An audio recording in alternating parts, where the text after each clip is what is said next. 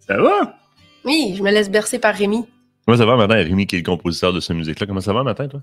Moi, ça va, toi? Oh, moi, j'ai comme vu, toi, me semble, dans la cuisine tantôt. Oui, puis Ouais. justement, je me demandais, est-ce que ça te serait intéressant de venir prendre un verre? Ah, ben, je vais t'arranger ça, qu'il y avait ça. Hein? Ah, Hein? merveilleux. Hey, On commence par ça. Hein? bon matin, tout le monde. On espère que vous allez bien. Avez-vous bien dormi? Qu'est-ce que vous faites ce matin? Parce que, honnêtement, c'est pas mal un matin pour écouter tes émissions de chasse et pêche. Il fait comme pas chaud, hein? Hey, les derniers jours, pour vrai, là. Hey, c'est pas C'est plaisant. non. Ben, même c'est un enjeu, même, de sortir dehors. Ben, un enjeu. Oh, excuse-moi, Ben, un enjeu, sérieusement. Là, moi, je me laisse influencer. On a annulé le carnaval de Québec. Marcello nous niaisait hier avec ça. Je Ouais. pensais que le monde de Québec était plus solide que ça, tabarouette. J'ai dit, c'est pas le monde de Québec qui va là, c'est touriste. Marcello, d'ailleurs, qui a un live mardi prochain. Ouais. On va vous rediriger pour aller voir ça. On a un kit 30e anniversaire Godbourse ou Fille de Bois à faire tirer là-dedans. On va vous donner des informations bientôt. Mais Marcello, il nous écœurait un petit peu hier, un petit peu Ouais. Canadien nordique. Là, comme, je pensais que le monde de Québec était plus solide que ça. Et moi, Kate, il me semble. Je me souviens, quand on était petits, là. On est au carnaval de Québec, là. Il faisait fret pour vrai, là. Il y avait nos mononcles qui avaient les cannes de plastique vides avec du caribou dedans, puis on se demandait comment ce qu'ils faisaient pour toffer. On le On a comprend en compris. tabarouette aujourd'hui. Mais il faisait froid, puis on était là pareil. Oui, mais dans nos activités hivernales, de manière générale, moi, je me souviens encore de ma mère qui mettait ton capuchon, que tu avais ton cache-cou. Elle met ton capuchon, puis elle remet un foulard par-dessus pour être sûr que, tu sais, comme il te reste à peu près une fenêtre grosse de même, mais va jouer dehors, t'as de l'air quasiment d'un pantin à manger de Ça, même, là, tu t'es sais. pogné de même. Oui, parce que Fais pas brûler! t'as 12 épaisseurs en dessous de ton manteau pour être sûr de ne pas avoir froid, mais on allait dehors quand même. Oui. Là, c'est le festival des écoles qui sont fermées parce qu'il fait trop froid, parce que Oui.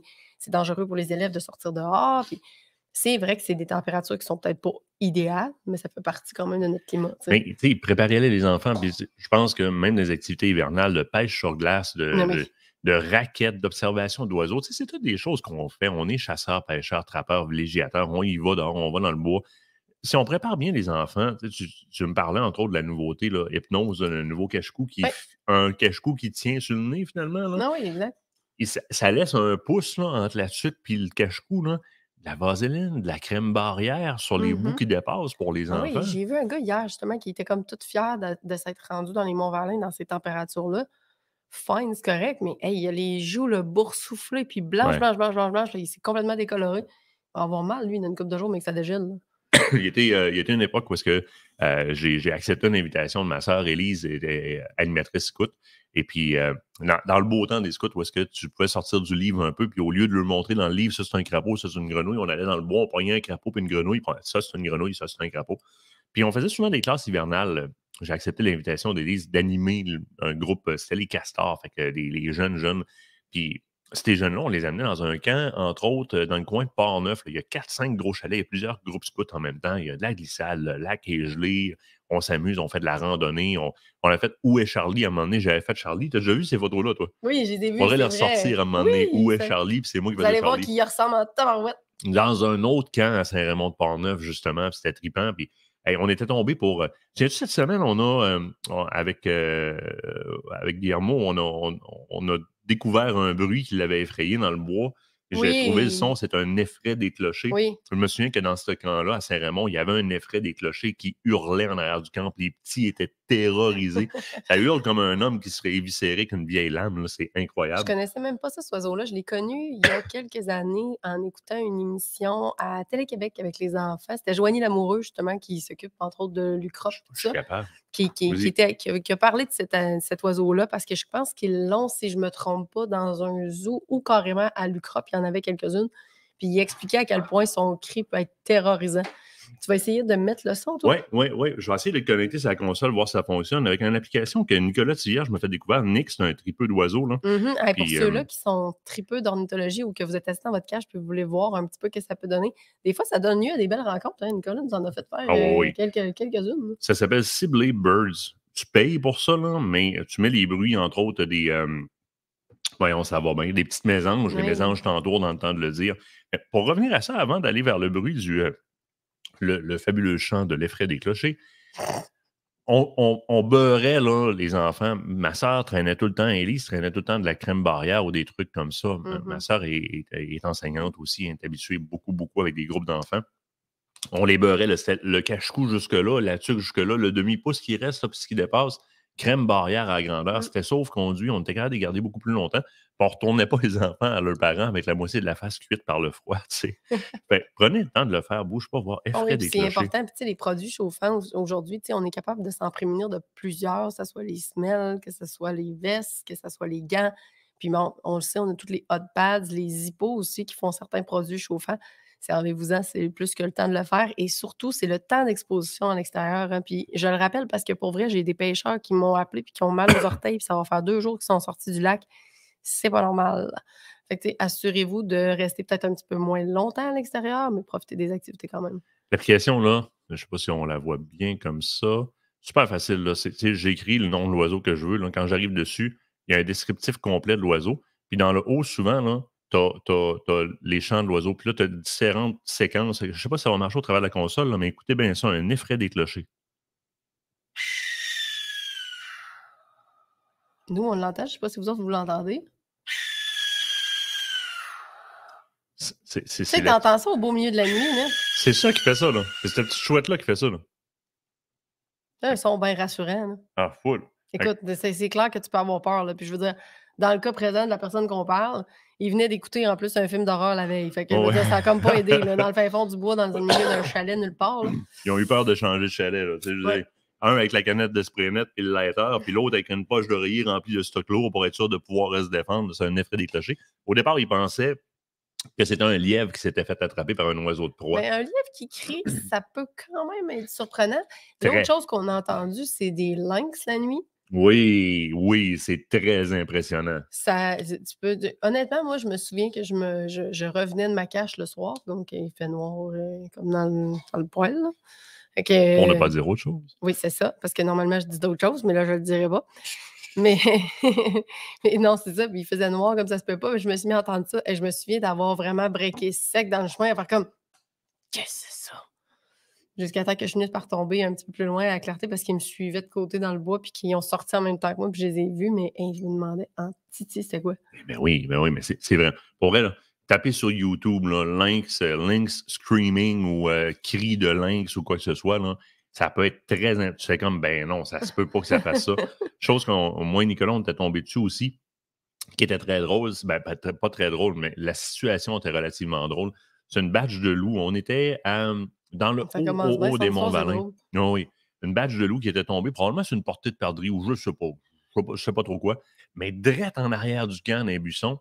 Puis nous autres, on couche à l'étage, puis les fenêtres sont toutes ouvertes parce qu'il fait chaud en tabarouette. Et ça se met à jouer, puis à se lamenter, puis à attaquer quelque chose. Mais ça te fait un bruit infernal. Mon Nick qui se lève carré, puis Nick qui est dur à réveiller la nuit, là, il se lève carré sur le bord du lit. Mais là, c'est hot, hein, les loups. Oh, mais on fait quoi? Sur le coup, tu sais, c'est la réaction. Moi, j'ai déjà vu Beverly, que vous avez vu en Afrique avec nous autres. Il y avait une chauve-souris dehors, rentrer dans la maison, barrer à la porte. Tu sais, dans les fois, on a des réflexes comme penses-tu que de barrer à la porte, ça va faire une différence? Là, j'ai mon Nick qui est à moitié réveillé. Et Nick a un esprit de synthèse numéro 1. Là. Il sait très bien que les loups dehors. Mais là, il est comme d'un demi-sommeil. Là. On fait quoi? Ben, on fait quoi? On profite du spectacle. Ouais, mais là, ils sont proches en tabarouette. Là. On est dans le camp. Nick, là, il fait comme. Puis ça, c'est Nicolas, là. Ah oui, c'est vrai. Comme. Parti. Mais pourtant, Nick a quand même une certaine crainte des loups. Oui, définitivement. Je l'ai vécu en Alberta avec lui, là. Hey, pauvre petit. On a fait toute notre semaine de chasse. Puis on avait un tag pour pouvoir justement faire de la chasse aux loups si ça se présentait. Fait qu'on fait toute notre semaine de chasse. On voit quelques chevreuils, mais rien de récoltable comme tel. Fait qu'on est à la dernière journée. Il nous reste quoi, une demi-heure de chasse à peu près. Puis là, j'entends les loups hurler autour. Je fais comme c'est malade. Il fait presque noir, tu sais. C'est hot. Fait que là, je lâche un call juste pour rire. Hey, vous n'avez pas vu la face à Nicolas venir blanche en arrière. J'ai vu ses yeux. Là. T'as hurlé puis tu t'es fait répondre. Puis je me suis fait répondre.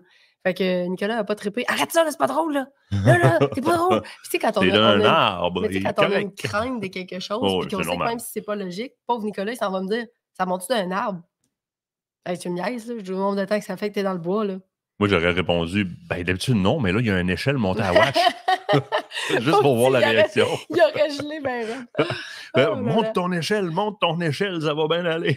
Hey, moi, j'aimerais ça que tu nous parles de quelque chose parce qu'il Oui, y a quand même un dossier qui est majeur cette semaine, qui a quand oui. même bougé beaucoup. Une belle avancée, mais tu nous disais de se garder une réserve. Hey, on parle à C21, c'est ce que tu veux parler, les Oui, je te amendements? laissais faire l'introduction. Mais c'est bon. Ben, et vous avez vu d'abord une chose qui est super importante. On a commencé à diffuser les lives de la NFA. Là, vous allez voir, hey, c'est le fun à ça, je sais que je peux changer, aller chercher les autres habillages.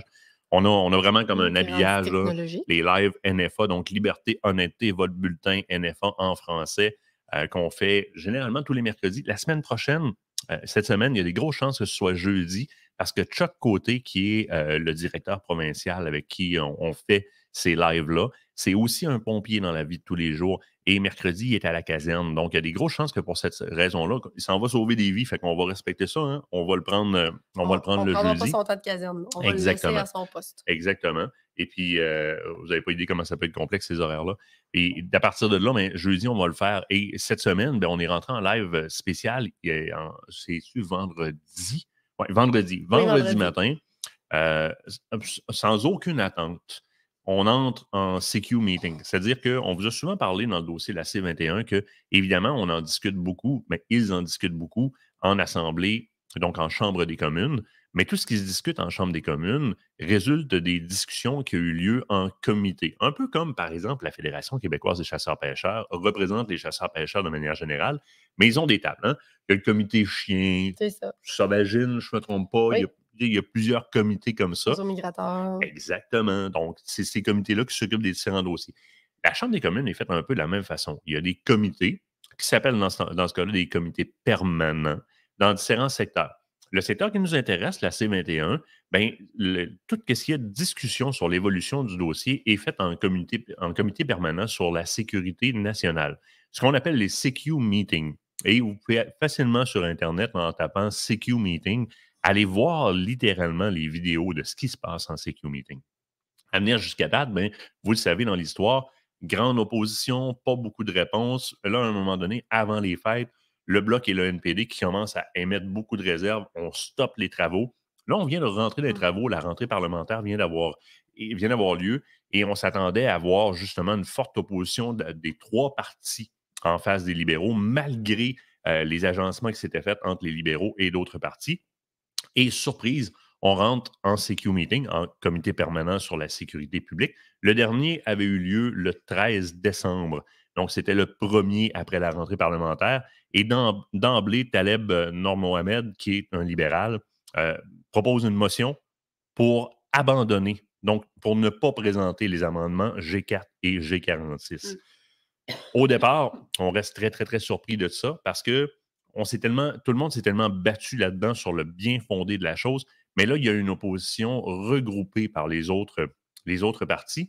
Puis là, on va rentrer dans le politique bientôt. Là, vous allez voir que là-dedans, il y a de la couture un peu. Il y a de la couture de cercle des fermières qui se passe.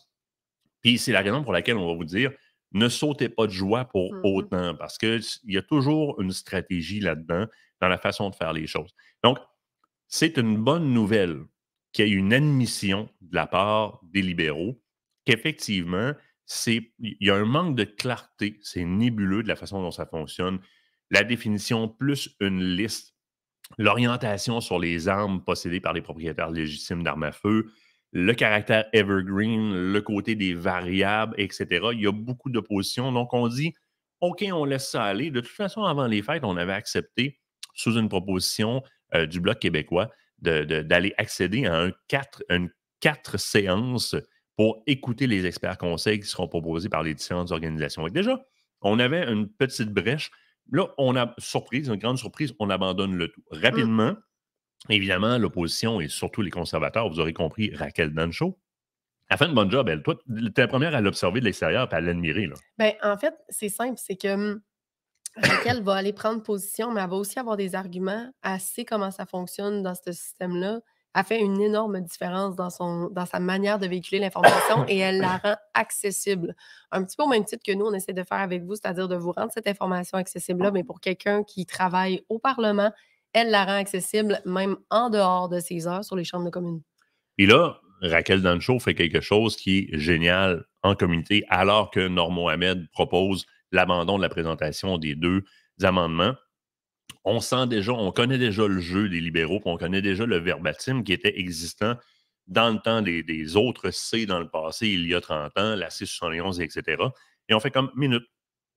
Avant de se prononcer ou de voter sur une motion pour ne pas présenter G4 et G46, je demande à ce que noir sur blanc soit imprimé par le greffier cette proposition-là avec, avec une notion toute particulière sur le refus de retourner sur ces amendements-là et de distribuer noir sur blanc à l'ensemble des membres du comité qui pourront prendre en considération, donc pour prendre le temps de lire cette proposition-là avant de procéder au vote. Chose qui est faite, on accède au vote, on laisse tomber les G4 et G46, et là, ça se met à crier un peu partout. Moi, je parle à chaque côté à ce moment-là, puis tous les deux, on est réalistes sur une chose. Attends un petit peu, attends un petit peu. On ne laisse pas tomber les armes si facilement que ça. Il y a un agenda qui est présent, et cet agenda-là, il est beaucoup plus large. Et n'oubliez pas que ce qui était abandonné, là, c'est G4 et G46. Donc, l'amendement qui est sorti à la dernière heure était presque aussi gros que le projet de loi C21. Et ça, c'est particulier. Quand on sort un projet de loi, c'est rare qu'on n'a pas fait les travaux nécessaires pour que le projet de loi en tant que tel soit suffisamment complet pour pas qu'on ait besoin. On va sortir des petits amendements correctifs, mais jamais aussi gros que le projet de loi proprement dit. Puis à la dernière heure, comme ça, après les consultations d'experts, donc nonobstant sans prendre en considération les conseils des experts. Dans ce cas-ci, G4 et G46, ce que ça concerne, donc ce qu'on abandonne, c'est la notion de toute arme à mécanisme semi-automatique, percussion centrale, ayant un chargeur détachable de 5 munitions ou plus. Ça, c'est ce qu'on vient d'abandonner. Donc, ça ne touche pas aux AR-15, aux Ruger Mini 14, au gel des armes de poing, à l'arme du canon, au nombre de joules et à la définition potentielle, et là, je vais en venir là, d'armes d'assaut. On laisse aller. Là, beaucoup restent perplexes. Fait comme, mais on ne laisse pas aller facilement comme ça. Et là, il y a une vidéo qui apparaît sur les médias sociaux. Peux-tu Oui. Je vous montre rapidement, là, je ne vous la montre pas au complet, là, juste que vous compreniez, là, parce que je vais vous mettre le lien dans la description de la vidéo que vous écoutez présentement. J'en montre une partie, mais je veux, si vous comprenez bien l'anglais, que vous ayez écouté cette vidéo-là pour apprendre à interpréter ce qu'ils mettent en place pour leurs actions futures, très, très, très rapprochées. On vous envoie ça un peu, là? On n'a pas le son? Non, on n'a pas de son. On n'a pas le son? On n'a pas le son. 2 petites Bon. secondes. Baisse ta vidéo, va chercher le son sur ton ordinateur. Là, ton son il est fermé complètement. Ah, c'est pour ça. Ça ne sera pas long, petit problème technique. À partir de là, si on ragrandit notre écran Oui. et qu'on Donc, on est repart ça, reparti. à part moi là. On n'a toujours pas de son. On n'a toujours pas de son. Bon. On n'a toujours pas de son sur la vidéo. Je vous mets le lien sur la vidéo. Essentiellement, à la sortie du comité, les journalistes, à la sortie de la Chambre des communes, excusez-moi, les journalistes interpellent Taleb Nour-Mohamed, qui est celui qui a proposé la motion, et une de ses collègues. Et là, on est récurrent parce que, avec tous les efforts qu'ont mis les libéraux à conserver ces amendements-là en place, on sent qu'il y a anguille sous roche et on va aller au fond des choses. Alors, les journalistes font leur travail de journaliste comme ils ont fait avec les conservateurs en leur rentrant dedans à côté dans les derniers mois, puis c'est correct, on va aller chercher la vérité. Oui. Là, on impose à Nour Mohamed et sa collègue de répondre à la question suivante. Si vous avez été jusqu'à abandonner ces deux amendements-là, c'est que vous faites le constat qu'il y avait des irrégularités là-dedans. Pourquoi vous les avez abandonnés? Sous quel constat? Quel était le côté, pas hérétique, mais excuse-moi, dérisoire de ça, ou qu'est-ce qui ne fonctionnait pas là-dedans qui a fait que vous avez été jusqu'à les abandonner? Évidemment, d'emblée, on ne répond pas à cette question-là. Là, on rentre dans un speech qui, au départ, j'aime bien entendre. On commence à parler de la communication avec les autres partis. On a parlé avec les autres partis, on a écouté l'opinion publique. Mais là, je me rends compte qu'on commence à introduire le terme arme d'assaut là-dedans. Et là, on se met en mode écoute dans ce temps-là et on apprend à comprendre le discours politique. On dit cette décision-là est issue de points qu'on nous a apportés du côté des différents partis qui nous a fait comprendre que si on veut vraiment travailler dans le sens de la sécurité publique, il va falloir parlementer beaucoup plus pour mettre les vrais moyens en place. Là, je suis comme, c'est exactement ce qu'on veut entendre, mais regardez l'agilité. Donc, on se met en position d'écoute et comme vous le savez, même le lobby des armes à feu a demandé à avoir une définition plus précise de ce qu'était une arme d'assaut et pour nous, c'est très important de garder en vie la définition qui était présente dans ces amendements-là, voir Mhm. de quelle façon on peut la ramener en français. On vient de vous dire qu'on vient de laisser aller G4 et G46 qui concernaient les armes semi-automatiques percussion centrale à chargeur de plus de 5 cartouches et plus, de 5 munitions et plus, parce que dans le verbatim, ça ciblait beaucoup trop les armes des chasseurs.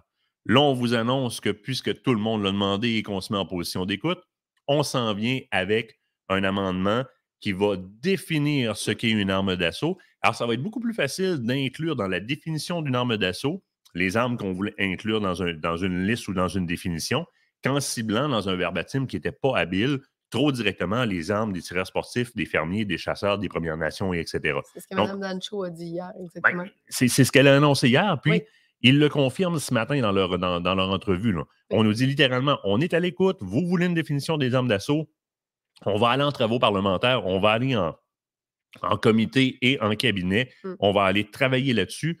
Alors, prenez note, là, ils s'en viennent avec une définition. mm. Grosso modo, ce qu'ils ont fait, reverber avec le terme arme d'assaut définie. La prochaine notion qui est importante à comprendre, tu allais parler? Non, vas-y. Je vais attendre à la toute fin, moi, parce Ah, que mais il je n'y vais a pas de amener. problème. Si tu as ton point de vue là-dessus, Non, là, non, non, je vais attendre à la toute fin parce que c'est une ça nous le réflexion prend. que je veux amener, moi, en même temps. Là. Fait que, vas-y. L'autre partie qui est super importante à comprendre.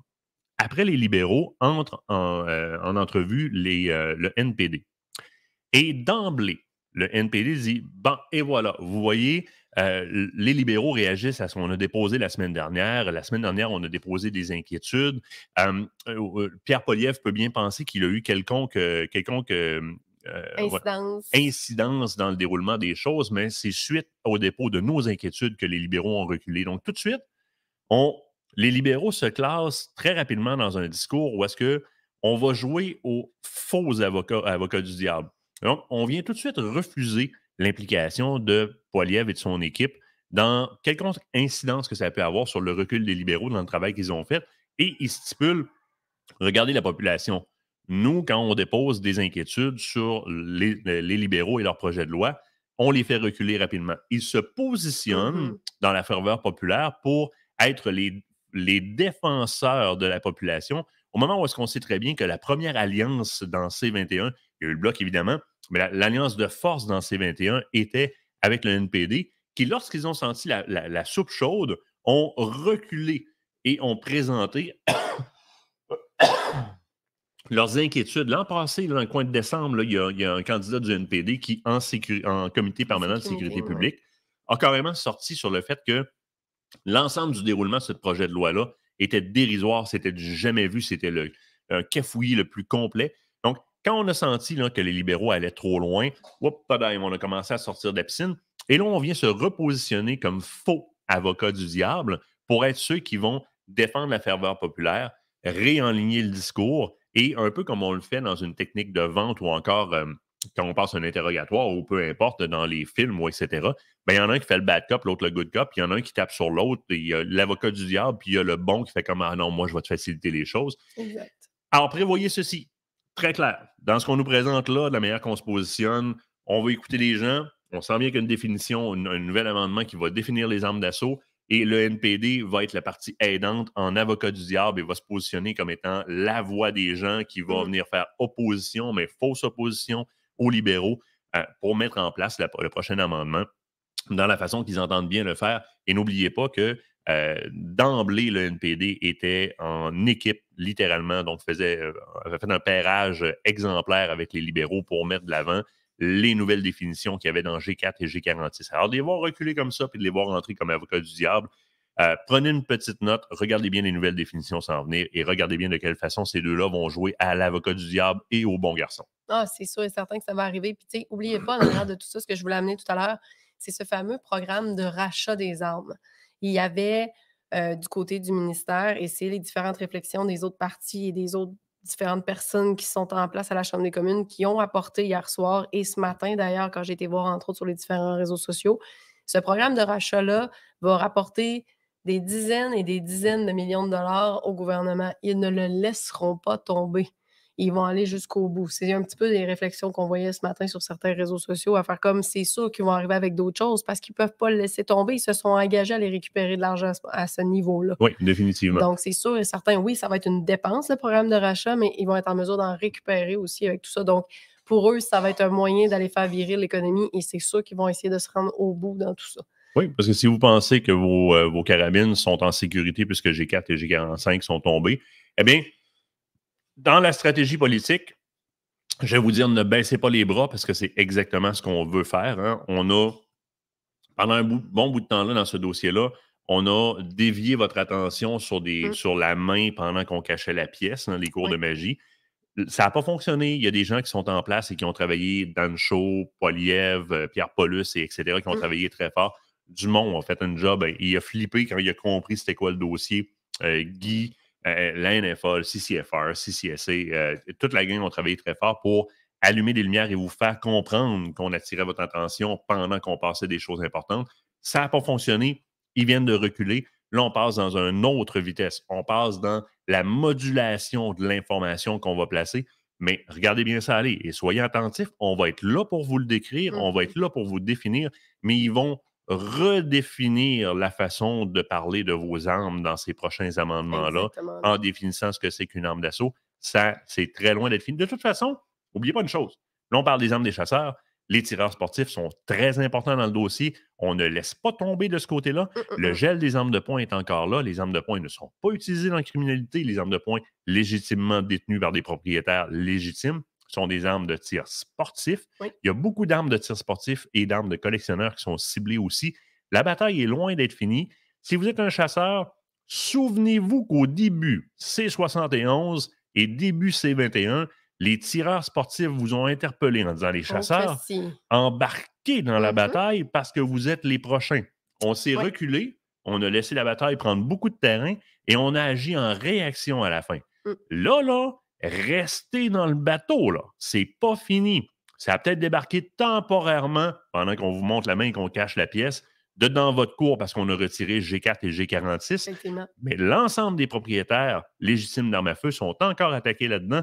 Et cette fois-là, restez dans le combat, restez à l'affût, parce que vous allez revenir sur la scène, gang. C'est sûr et certain.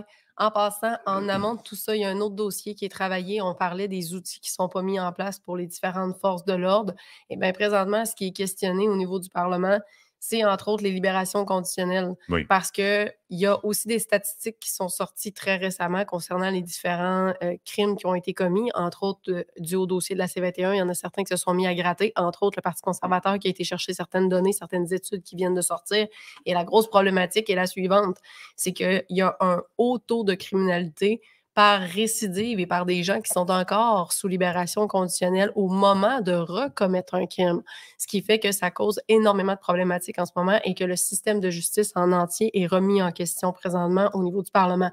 Donc, il y a plusieurs dossiers qui sont comme ça travaillés, entre autres par le Parti conservateur, pour pouvoir justement ouvrir les vannes, ouvrir les yeux du public aussi à faire... On a un problème majeur en matière de gestion du crime au Canada. Il faut s'y pencher sérieusement et il faut faire des modifications et ce, sur plus que le plan de la C21. C'est pas fini, comme Martin a dit. Restez dans le débat, restez à l'affût et continuez de suivre tout ça parce que ça bouge excessivement vite présentement. Te souviens-tu, Dan Shaw parlait d'une quarantaine, dans les 6 derniers mois, au travers des 40 meurtres qui ont eu lieu à Vancouver. 44 meurtres, il y en a eu 24 qui ont été commis par des gens qui étaient encore en probation, donc en libération conditionnelle et qui étaient sortis beaucoup plus tôt que prévu de leur peine et leur sentence qui leur avait été accordée au départ. Il y a ça ici, là. Oups. Oh, c'est pas ça. On a des petits problèmes techniques un matin. Eh ben, on va fermer ces fenêtres-là, bouge pas 2 secondes. Là. Oui. On peut continuer, annuler, et voilà, on ferme ça ici.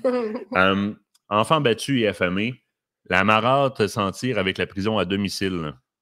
On se ramasse avec un enfant qui a été battu, littéralement, et de par soit l'ethnie de la belle-mère, donc une belle-mère de 31 ans, que l'on a peu nommée pour protéger l'identité de la victime, a ainsi pu profiter du projet de loi C5 adopté l'été dernier par le Parlement, contrôlé par le Parti libéral du Canada, malgré la violence physique et psychologique qu'elle a forcée sur le fils de son conjoint en 2018 et 2019.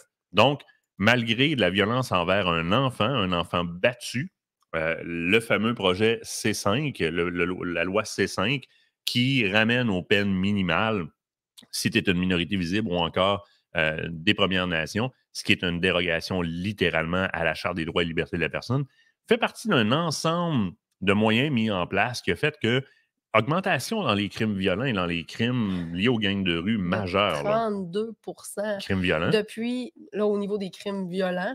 Donc, on a vraiment une augmentation de 32 et ça, depuis la mise en place du gouvernement Trudeau, Oui. OK, donc qui est en poste présentement, ce qui est quand même majeur. Alors que si on compare, et là, ce sont des statistiques en passant, c'est ce qu'on a entendu, nous, du côté de la Chambre des communes. Donc, une baisse de 26 lors du passage de Stephen Harper en poste au niveau de la gouvernance. Donc, comprenez, là, Stephen Harper avait réduit la criminalité violente, les crimes violents de 26 sous Trudeau, avec C5, avec plein de le côté libération conditionnelle. Écoute, on aurait dû réduire la violence avec ce qu'il a mis en place au niveau des armes à feu. Mais comment tu dis, 32 d'augmentation? 32 Puis les crimes perpétrés par les gangs de rue, on parle de 92 d'augmentation. Hey, c'est grave, là, c'est énorme. Puis on le sait, quand on parle de gangs de rue ou liés à des bandes criminalisées, que ça soit organisé ou non, c'est le nerf de la guerre depuis des années. Et il y a des policiers sur le terrain qui ont dédié leur carrière à tout ça. Et là, on se retrouve dans une débandade la plus totale présentement. Et ils se retrouvent, et je le redis, et quand je dis ça, je ne fais pas de jeu de mots, mais ils se retrouvent sans armes face à cette augmentation fulgurante-là qui crée la peur dans les rues, qui crée énormément de crainte et qui, malheureusement, crée des morts. Parce qu'il y en a eu un, entre autres, un policier qui, malheureusement, a perdu la vie. Ah oui, c'est deux vrai, policiers même. t'as Un à raison. Toronto et un à Vancouver. Vancouver et Oui. Toronto, dans les deux cas, c'était des gens en libération sous caution, là, donc des bails, suivant les nouvelles réglementations là, des libéraux. Fait que ça, c'est une grosse problématique. Les peines à domicile est aussi une grosse problématique parce qu'on conserve la criminalité dans la population, littéralement. Et on le voit, là, plus de la moitié des crimes à Vancouver dans les 6 derniers mois, des meurtres, sont des gens qui sont touchés par ça. Dans un premier temps, qui étaient sous caution. Dans un deuxième temps, ils ont été commis avec une arme illégale. Fait que, il y a comme une sérieuse étude à faire. Il y a des gens qui ont fait les opérations Centaure et autres de notre Canada, qui a fait des policiers qui ont mis en place des systèmes et qui ont prouvé leur efficacité et qu'on n'applique plus. On n'a plus de moyens pour contrôler tout ça. C'est la débandade. Honnêtement, il y a vraiment une prise de conscience majeure à faire. Oui. Je suis contente que la C21, d'un côté, a éveillé les chasseurs, parce que tu en parlais tout à l'heure, c'était beaucoup les tireurs sportifs qui étaient impliqués au départ. Je suis contente que là, on est plusieurs à se rallier, mais il faut continuer à rallier les gens, à diffuser l'information, parce que, comme on a dit, c'est ça, c'est ensemble qu'on va réussir à faire bouger les choses et à les faire changer. Et ça a largement dépassé l'histoire des armes à feu. Ah, définitivement. On essaiera un soir, si on est capable de pogner André, le policier qu'on a eu, le policier à la retraite qu'on a eu du SPVM, et Michel Terrien, qui a une carrière comme criminologue, qui l'opération Centaure de laquelle tu discutais, ils connaissent très bien les tenants et aboutissants de ça. Et on prouve juste par les êtres humains en arrière d'uniformes policiers qui travaillent sur le terrain dans l'opération Centaure, le nombre de criminalités armées qui retirent des rues avec la poignée de change qu'ils ont présentement. Mais parlez-leur à eux autres d'avoir un budget supplémentaire. Ils vont vous parler rapidement d'efficacité et de pourcentage de retrait de criminalité armée dans les rues. Les services frontaliers, même chose. On a parlé avec des gens des services frontaliers dernièrement et ils sont avides d'avoir des nouveaux accessoires, des nouveaux scanners, etc. Juste le nombre de policiers sur le terrain. Le pourcentage de récidive aussi doit être examiné, parce qu'on a un pourcentage de récidive qui est en hausse. Je n'ai pas les statistiques sous la main, mais je les ai vues passer et il y a une hausse fulgurante de taux de récidive par rapport à la criminalité qui avait diminué il y a quelques années. C'est toutes des choses qui... C'est drôle, hein? On parle de ça dans un live de chasse et de pêche. C'est fou, hein? Ça vient nous éclairer là-dessus parce qu'au bout de la ligne, un chasseur, un pêcheur, un tireur sportif, un collectionneur d'armes à feu, on s'est doté de moyens pour se responsabiliser parce qu'on comprend le danger relié à une arme à feu. Tu sais, Info Suicide a même fait des études concernant l'entreposage sécuritaire des armes à feu et le lien direct que ça a avec l'avortement d'un potentiel suicide. Puis dans ce sens-là, les chasseurs, les tireurs sportifs et les collectionneurs se sont mis des moyens en place pour sécuriser le plus possible leur sport avec armes à feu avec des outils d'éducation. Mhm. Fait que ça devient très pertinent lorsqu'on attaque notre milieu qui est sécurisé et responsabilisé à ce moment-là, de comprendre d'où elle vient la criminalité et non pas d'accuser. Parce qu'on nous met sur le dos, Oui. nous a même mis sur le dos les crimes du passé, la Polytechnique, etc. On nous a tiré le sang sur les mains, alors que dans les faits, on n'est pas présent dans la criminalité. Mais si on veut bien comprendre le dossier, il faut comprendre d'où elle vient, parce que si on est prêt à injecter des argents pour limiter les activités d'un groupe qui n'est pas présent dans la criminalité, mais on doit être conséquent. Quand j'ai un employé qui vient me voir et qui me propose, qui me livre un problème, ma première question, c'est: as-tu une solution? Mhm. As-tu une solution? Oui, Fait je confirme. dans le même sens, oui, qu'est-ce que tu as essayé de faire pour changer ça? Première question. Euh, Fait que dans le même sens, comme chasseur, comme tireur sportif et comme collectionneur, si on veut être conséquent dans ce qu'on présente, à dire vous ne visez pas la bonne cible, dotons-nous de moyens comme ça, de compréhension d'où elle est la criminalité, pour faire comme vous ne visez pas la bonne place. mm. C'est là que ça se passe et tout le monde se comprend dans la société, tout le monde se concerne dans la société, y compris les premiers ministres des différentes provinces, les associations de chefs de police et de services frontaliers, pour dire que ces argents-là, investis à ces endroits-là, protégeraient nos enfants. Hein? Et l'autre problématique qu'on a en ce moment, c'est que quand on parlait, tu sais, quand je vous disais que tout est interrelié, on parle de santé mentale. Il y a une étude en cours présentement dans le secteur de Montréal qui est à évaluer la propension des jeunes à aller rejoindre les gangs de rue, Hmm. organisés ou non, criminalisés ou non, mais à aller rejoindre les gangs. Le sentiment d'appartenance qui est comme disparu avec la COVID et qui reprend de l'ampleur en ce moment, crée un engouement vers ce type de regroupement-là et aussi vers la criminalité. Donc, on a une problématique majeure en santé mentale. On n'a plus de suivi avec nos enfants. On est moins présent. On a un problème en santé qui n'est pas géré présentement et qui vient aussi rentrer dans ce débat-là. Donc, j'ai hâte de voir les aboutissants de cette recherche-là. Là. Je la suis présentement. J'attends de voir où est-ce qu'ils s'en vont avec tout ça. Là. C'est drôle, hein, parce qu'au moment où est-ce que tu parles de ça, tu sais, quand je parle d'être conséquent, on a une rencontre la semaine prochaine, puis je vais taire un petit peu les personnes qui sont là-dedans, puis c'est quand même confidentiel, ça concerne des jeunes. On a une rencontre la semaine prochaine, moi et toi, en région ici, aller rencontrer des gens qui s'impliquent à sortir les jeunes qui sont en centre d'accueil, la DPJ, etc., pour leur proposer des classes nature, leur proposer des activités, soit d'identification de traces, chasse au panache ou qu'on aille faire de la pêche à la glace sur leur propriété à eux autres. On est justement dans un dossier où est-ce qu'on a des jeunes qui ont un potentiel. Le balancier est là, là. De quel côté ils vont virer, on n'en a aucune espèce d'idée, mais ils sont isolés de leur famille. Oui. Ils sont en réaction. Oui. Ils sont en pleine adolescence. Les hormones sont dans le piton. Ils ne Mm. sont pas orientés par rapport au futur de leur vie. Et surtout, ils ont l'estime à zéro parce que tout ce qui les aimait dans le passé, les ont, pour ainsi dire, laissé tomber. Donc, ça, c'est l'indice de valeur qu'ils s'accordent. On est en train de rencontrer ces gens-là pour voir de quelle façon on peut nous s'impliquer et aller avec nos différents intervenants avec qui on travaille, qui écrivent dans le magazine, que vous connaissez, que vous aimez, mettre en place toujours gratuitement pour ces jeunes-là, avec nos partenaires pour même leur ramener du stock, de leur faire vivre ce que c'est que la connexion avec la nature, parce qu'on sait qu'ils sont dans ce balancier-là. Puis c'est drôle, tu parles pendant ce temps-là du ballon des jeunes vers les gangs de rue parce qu'ils veulent aller chercher une appartenance puis une estime. Ils se sentent tellement seuls. Oui. Fait que, tu sais, je veux dire, le sentiment d'appartenance, je veux dire, on a tous passé par l'adolescence. Oui. Je veux dire, avoir des amis, être cool. Alors, moi, ça a été très simple. Ah oui? Comment ça? Pas tout. Pas tout. Parle à ma mère. D'après moi, ça n'a pas été si simple que ça. Écoute, on ne parlera pas de ça ici, mais. No. Mais bref, on a tous ce moment-là de tumulte intérieur au niveau de l'adolescence qui fait qu'on veut se garrocher à gauche et à droite, on veut tout faire, on veut tout. Je pense que c'est plus qu'important qu'on finisse par se concentrer sur les réels problèmes plutôt que d'essayer d'en causer un autre par le biais d'une histoire par rapport au contrôle des armes à feu qui est clairement pas dirigée au bon endroit en ce moment. Ah non, puis tu sais, vous avez des jeunes qui sont comme sur cette espèce de petite balance-là, là, puis vous avez de la misère à les balancer du côté fond, du côté extérieur.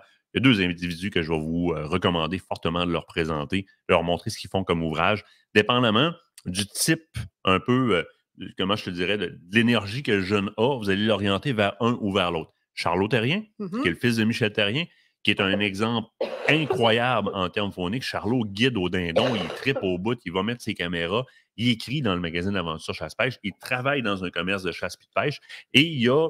Ça va? Arrête d'étouffer.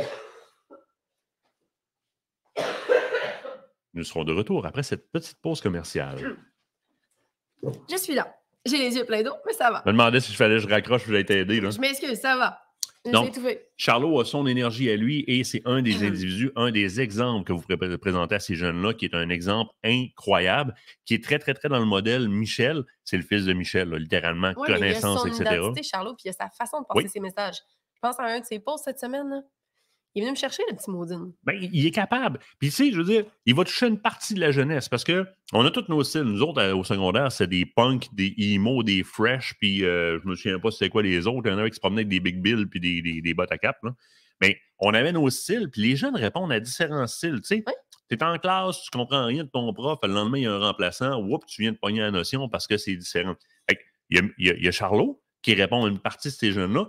L'autre très bel exemple que vous avez dans le milieu, que moi j'affectionne aussi particulièrement, j'ai évolué avec lui dans des camps de chasse, il était jeune, on s'est fait du fun au bout, c'est Yann Monette, le fils de Stéphane Monette. C'est un exemple incroyable. Yann, là, il est dans le bois, il travaille, mais c'est deux types totalement différents. Ils ont deux approches totalement différentes. Il n'y en a pas un qui est meilleur que l'autre, il n'y en a pas un qui est... Non, ils sont dans des champs d'action totalement différents, puis ils ont des types physiques, psychologiques, parler, etc. Vous avez deux très bons exemples pour toucher à peu près n'importe quel jeune. Servez-vous-en quand vous avez des jeunes qui sont juste sur le penchant. As-tu vu ce que ce jeune-là fait? Pour en faire un modèle, faire comme non, c'est possible. C'est possible. Charlot écrit dans le magazine en passant, si jamais vous voulez voir un petit peu comment il réfléchit, comment il voit les choses. C'est une façon pour nous aussi de vous donner des outils aussi avec vos jeunes, d'aller les refaire connecter avec tout ça, de sentir qu'ils ont un sentiment d'appartenance, eux autres aussi, qui passent par le même genre d'émotions. Fait que, des fois, ça peut peut-être être intéressant aussi de pouvoir le faire voir de cette façon-là. On aurait plein d'autres exemples. On a évolué avec plein d'autres jeunes. On a une qui est en chaise roulante. Là, je veux dire, écoute, Kelly! Son père est même tombé vraiment comme, comment on dit, comme père aidant, comme... oui, c'est ça, un proche aidant. Proche aidant, écoute, il a abandonné ce qu'il avait, acheté un camion pour être capable de lui permettre d'aller dans le bois, à la chasse, à la pêche, etc. Des exemples là, de jeunes ou encore de familles qui vont soit trouver une voie au travers du côté phonique, puis peu importe, observation de pit-pit, ramasser des baies sauvages, peu importe. On va faire un échange. Moi, je vais aller chercher de la viande, on va vous échanger ça contre de la confiture de petites fraises, des petites fraises sauvages. Hein. Je peux payer cher en filet mignon pour ça, moi. Mais pour vrai, on a tous commencé par là. Est-ce que, je veux dire, ça prend quelqu'un qui éveille ta passion, ça prend quelqu'un qui t'amène à autre chose, qui... Tu sais, je veux dire, moi, je me souviens, mon grand-père nous amenait, puis, tu sais, sérieusement, petite parenthèse, là, mais mon grand-père nous amenait dans... Honnêtement, c'était juste le chemin qui mène au chalet d'en face, OK? Plein de bosses, puis de fougères.